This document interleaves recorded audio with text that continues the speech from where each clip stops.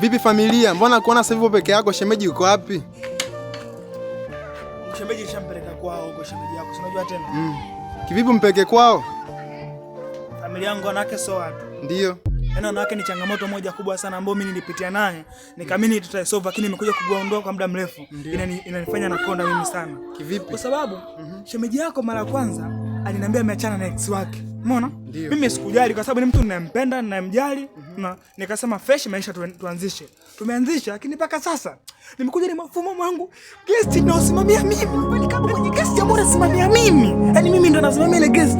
Afa mfika mvani kabu, wameingia vizuri. Mimi sikujua kama ni mke wangu. Hasa ile wakati wanatoka wanakuja kunilipa. Lakini kwa vile niangalia mtu alikuja naye, ni mke wangu mimi. Mke wangu mimi kabisa. Naumia sana. Sasa limtu nalipenda, limtu nalijali, limtu naligharamia, umelipa na gari, limtu limejaza watu kanjiti za kibiriti.